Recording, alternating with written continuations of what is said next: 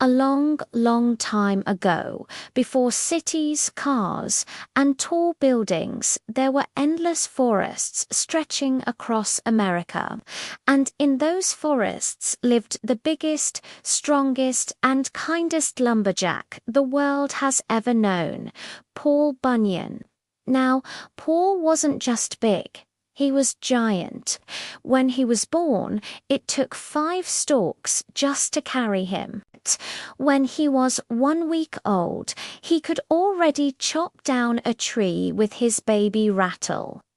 When he laughed, the windows of the farmhouse rattled for miles.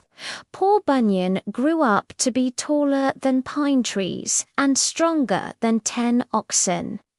He wore huge boots, big enough to hold a pond of water in each one, and when he walked, the ground trembled gently beneath his feet.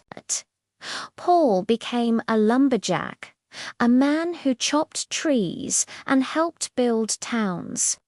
But even for a giant like Paul, life in the great northern forests could get awfully cold. One winter morning, after a big snowstorm, Paul heard a strange sound, a soft moo buried under the snow. He brushed away the snow and found a tiny blue ox, shivering, hungry, and freezing. Paul lifted the ox into his hands and said, "Well, would you look at that? You're as blue as the winter sky." Paul took the little ox home, fed him warm milk, and gave him a cozy bed by the fire. He named him Babe, Babe the blue ox. Now, you might think Babe stayed small. Oh no, this was Paul Bunyan's friend. Babe grew and grew and grew until he was as tall as a house and as strong as 50 men. Together, Paul and Babe became the best team in the whole land. When Paul shouted, "Timber," you could hear it across valleys and mountains. And when Babe pulled a log, he could drag 100 trees at once. But what made them special wasn't just their strength, it was their imagination. They didn't just work hard. They created the land we see today. At least, that's how the old tales tell it. One time, Paul needed a water hole big enough for Babe to drink from. So he grabbed his shovel and started digging. He dug, and Babe helped by kicking dirt aside with his mighty hooves. When they were done, they had accidentally made the Great Lakes. On another day, Paul was trying to clear trees faster to make space for new homes. He and Babe pulled up forests so quickly that the piles of dirt made the Rocky Mountains. Sometimes they didn't even mean to shape the land, it just happened from their work. Once Babe wandered off, dragging Paul's plough behind him. When Paul caught up, he laughed and said, "Babe, look what you've done." The trail they made became the winding Mississippi River. Everywhere they went, people would stop and watch, amazed by the mighty pair.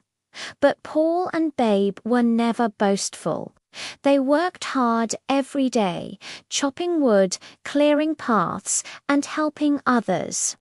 When storms came, Paul built shelters for travelers. When floods washed out roads, Babe pulled wagons safely through. One winter, the snow was so deep that Paul couldn't find his way home.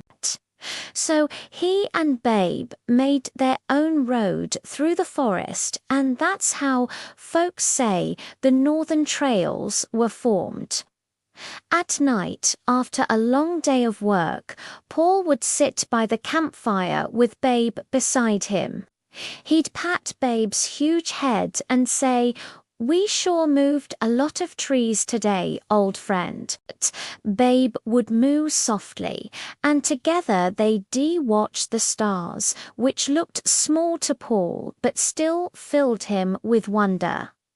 As the years passed, new people came to the forests. They built machines, sawmills, and roads.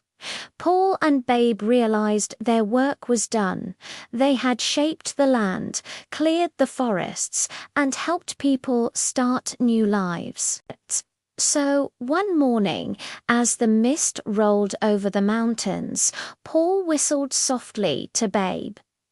The two friends walked together into the sunrise, some say to a new forest far beyond the horizon, where they still work and laugh to this very day.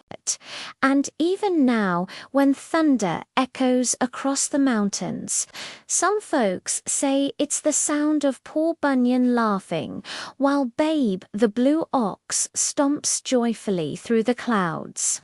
Because their story isn't just about strength, it's about working hard, helping others, and believing in what's possible.